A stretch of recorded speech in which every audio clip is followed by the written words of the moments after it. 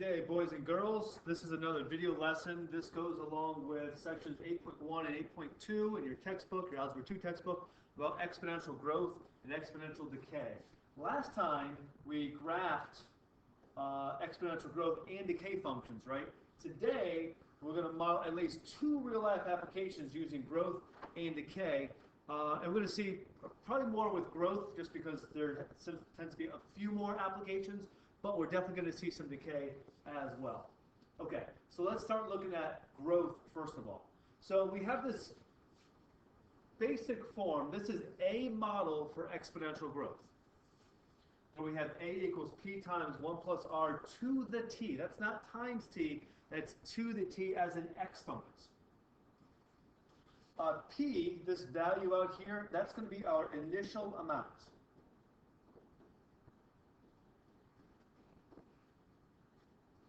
R is the rate, and what's really important about this is expressed as a decimal. If our rate is 5% and you put in 5, we're going to have some problems here. You're going to get a much larger value than we really want. We need to put that in as a decimal. And the last thing here, that whole base, this whole 1 plus r, that is called the growth factor. So again, just to write this out, for growth, we have this, again, this is a form that will give us exponential growth. A equals p times 1 plus r to the t. But what if we want decay, or what if we have a decay problem? Well, it's going to be awfully similar. It's going to be a equals, we take our initial amount, p, and instead of adding the rate, guess what we're going to do? That's right, we're going to subtract that rate to the t. So they look awfully similar. In fact, a lot of times your book, or books, I think ours even do that, they combine them. They just write a equals p 1 plus or minus r to the t. So hopefully you're comfortable with looking at both of these now that you've seen them in their separate forms there. But they're really almost similar functions. Okay, so let's look at an example here. You might want to take a moment and write at least the question down here, and then we'll do the three different parts here. So the population of Franklinburg town has been growing at a rate of 3.5%. So two things I see right here, growing, and the rate that it's giving me is 3.5% per year. And the population in 2010 was 35,000.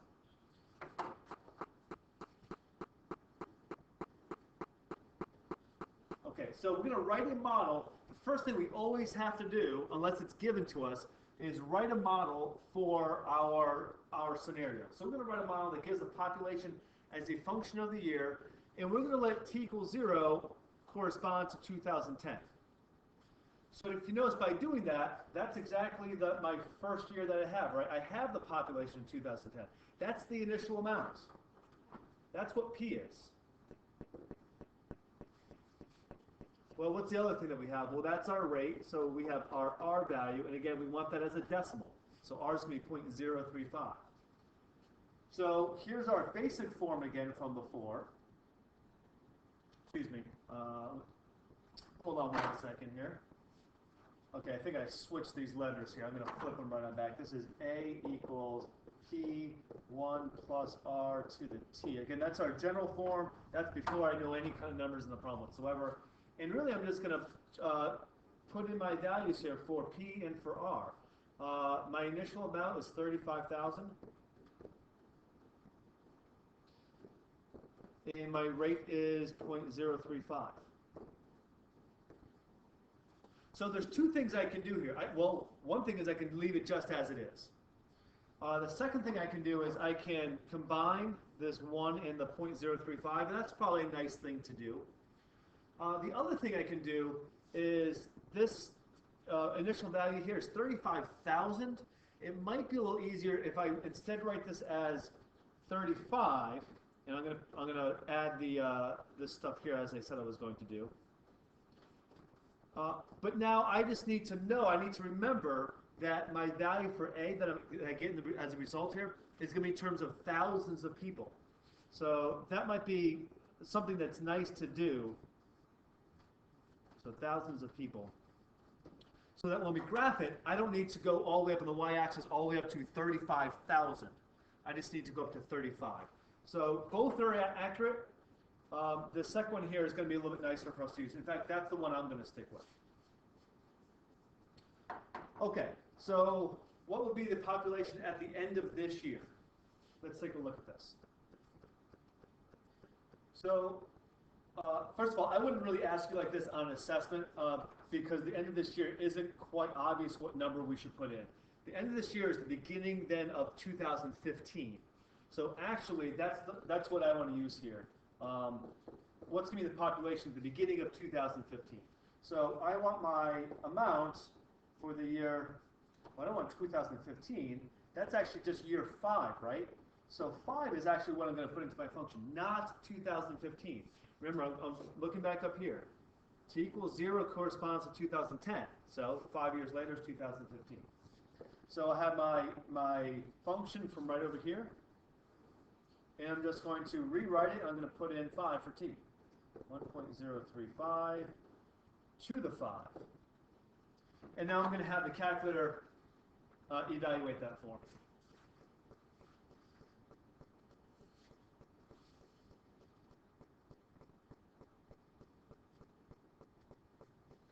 Okay, so I'm going to put this in just as I see it. 35 parentheses times 1.035. Close the parentheses, and that's being raised to the 5th. And I'm going to let this do its work. And again, remember, this is in thousands of people. And I lost that thing. Where'd it go? 41.569 thousands of people, right? So it's about 41,569 people. Don't even worry about the decimal place. We're not even going to worry about, can we have a half person or a quarter person? That's going to be enough right there. Okay.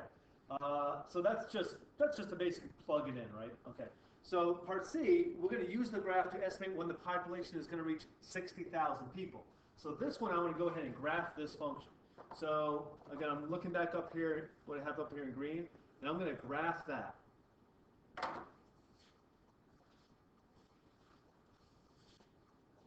So I'm going to go to my y goals, and I'm going to put in my 35. Again, that's in thousands of people. 1.035 to the t. Oops, little typo. Cheryl Arena, 3014, please. Cheryl Arena.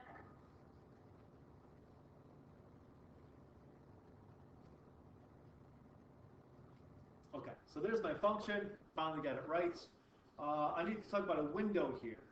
So for my inputs, I know I'm starting when t equals 0, right? That's what this is saying here. Start when t equals 0.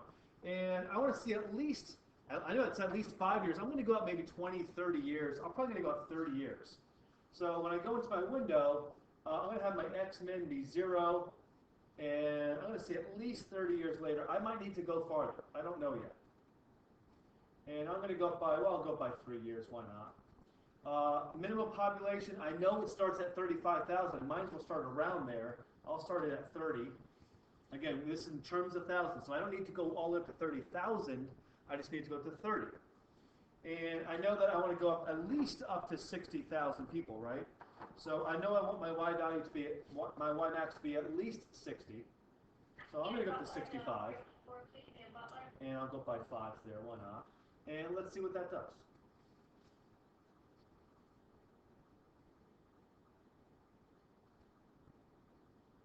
Okay, so there's part of my exponential function. And we can see a little bit of this curve, right? Or maybe not. You can't see me highlighting it. I'm trying to highlight it right here. Yeah, there it is right there. There's a little bit of a curve right there too. Okay, so I want to know when it's going to reach exactly 60,000. So I need to put that in my y too.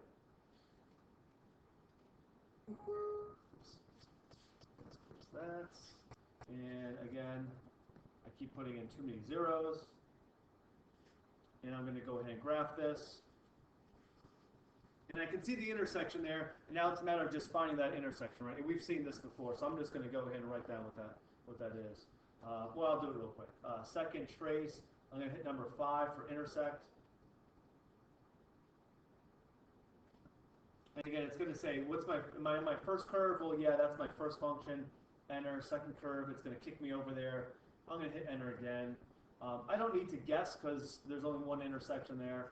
And it's telling me right about 15.668 years. So 15.668 years after, oops, after 2010, right? So that's going to be about year, what do we say, maybe like 2026. If we have to round that up, it's going to have to be in that 16th year. So 2026 is going to be when our population is going to reach 60,000 people. Okay, so I'm going to stick with an exponential growth problem here, but this is going to be slightly different. Okay, you don't need to write this. Well, maybe you might want to write down to understand what compounded means. But we have compounded interest. This is specifically with banking problems. And the idea is that, and I'm going to basically read what we have here. Interest is calculated and added more than once a year. That's what we mean by compounded interest. For example, instead of earning 12% interest for 1 year, we could get, let's say, 1% per month. And believe it or not, these are actually not the same thing. So if we get 1% per month for the year, we say that's 12% annual interest, and we compound it monthly. What happens is, and you can think about this for a second, after January, let's say you get 1% for that first month, what happens in the second month? Well, you get 1% again, but you get 1% on top of not just what you had to begin with, but on top of the interest that you earned in January. So that compounds. You get interest on top of the interest, and you actually get a little more money that way. So we're going to see that happen in this next problem here. So first of all, I need to give you an equation to work with. So we have a very similar looking equation. This is one for compounded interest. You do not need to memorize these, by the way. I will give these to you when you guys need them. Or at least they'll be on your paper. You might have to discern which one it is to use. But if we're going to put money in the bank and get compounded interest, this is the equation we want to use. We have our future value here. We have our initial amount. By the way, this is often called the principal, which is why we use the letter P. And if you notice this base and this exponent, while they look similar, they're a little bit different, right?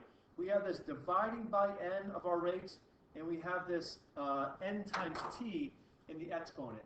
And that's because we're compounding our money n times per year. So we get this little multiplier effect in there. Okay, so let's look at our problem. So we're going to deposit $4,000 into an account that pays 5% annual interest, and we're going to compound it, we're going to find the balance, and we're going to compound it 3 different ways. We're going to compound it annually, quarterly, and then daily. And then notice out here I just rewrote the formula just so that we have it handy, but really I'm just going to plug in my values and let the calculator really do all the work here. So if I compound this annually,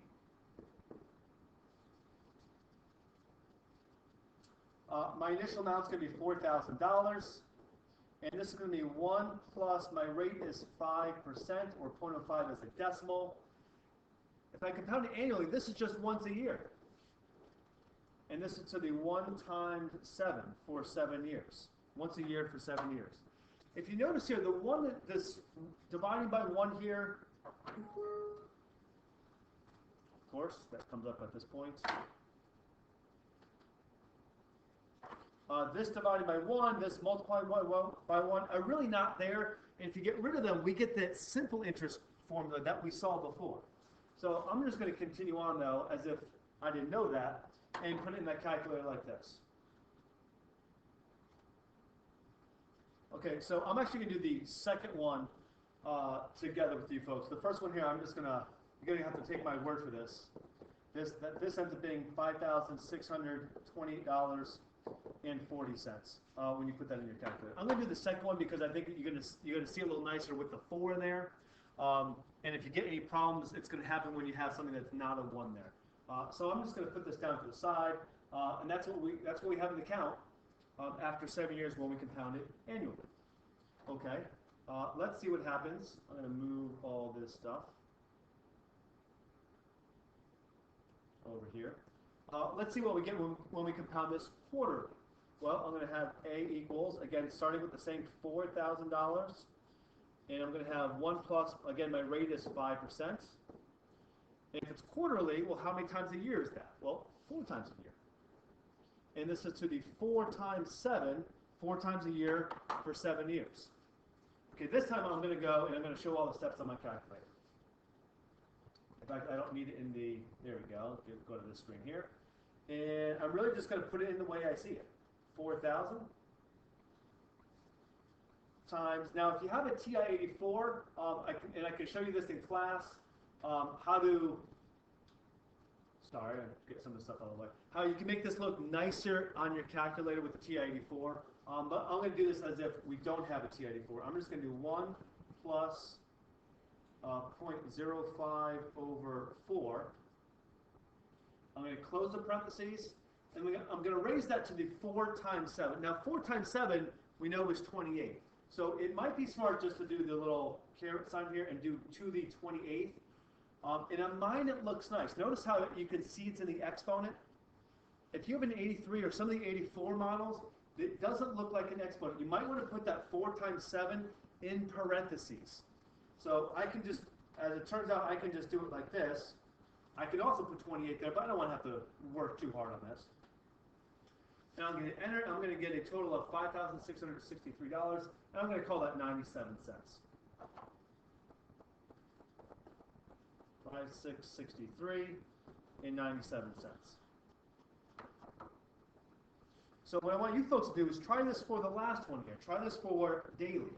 Keep in mind how many days in the year. 365, not 360. That's a common mistake. Try this with 365. And I'm going to give you the total right here. So you go ahead and try it. I'll give you the total. Here's your total right here. 556, 76, and 13 cents. So what do you notice here? Here's a little question for you. What do you notice about these answers, about compounding interest? Which one's best? Oops, and I think I have a little typo here. This is $5,676.13. Well, it's not too hard to see. This one's the bigger number. That one's the better one, right? Why is it better? What happened? Well, we compounded it more, right? We compounded this one every single day. We got a lot of interest on interest. The quarterly was good, right? That's not 56,000. That's 5,000. I had an extra 6 in there. Took my 6 from the last one and put in the second one here. So the quarterly was better than the annually, but ultimately compounding it more and more and more, everything else being equal, compounding it more often really was better for us, being that we wanted the money.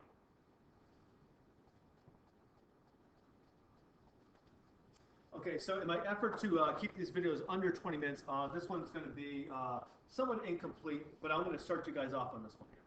Okay, so the value of a new car depreciates at about 16% per year, and some estimates differ, but so let's say you bought a car for $20,000. What would it be worth 4 years from now? So this is going to depreciate, right? And so we're going to get exponential decay on this problem here. And that's kind of a key word that it depreciates. Our cost is going to go, the worth of the car is going to go down. So what's a model? What is an exponential decay model for the value of the car? Well, I'm going to go back to that very first one. There's no compounding interest here.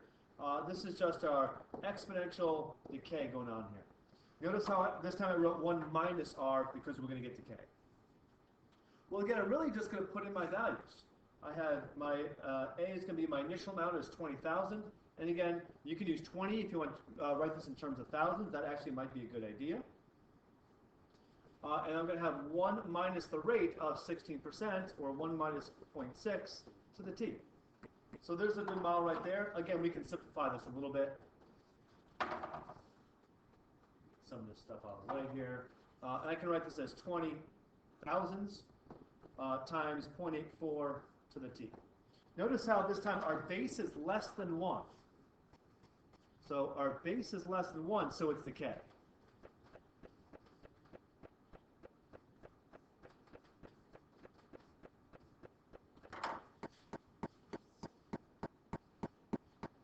Okay, so I want you folks to answer the question above. What's the car going to be worth 4 years from now? So try that one in your own. Here comes your answer. I get $9,900 $57 and about 43 cents. It's like 4272, something like that. We'll call it 43 cents. That's what the car is worth. Okay. What about this last question here? You just have to estimate when the car is going to have an approximate value of $12,000. So you go ahead, again, try that on your calculators, and here comes your answer. Okay, I get an intersection. I get the time is about 2.930 years. That's what I get when I solve this out. Okay, one last thing, and we'll call it a day here. So I want you folks to answer these for part of your homework here. I'm not going to give you the solutions here. So here's a radioactive decay model. A equals 73 times 0.94 to the T. So A is asking to identify the initial amount of the substance. So how much, according to this model, how much stuff was there to begin with, and what percent of the substance decays each day? So you should be able to glean that from just from the model that I have up there in red and then a double underline. Okay, did we do that? What we said we were going to do? Did we graph at least one exponential growth function? That's what we did in our previous lessons, right? We did these two graphing ones here. Today, did we model at least 2 real-life applications? Yes, we did that. Hopefully that you followed those along. Hopefully this is a little more understandable. And again, we're going to play around with these in the next day or two and get a little more practice. Otherwise, take care, have a great day, and I'll see you guys next time.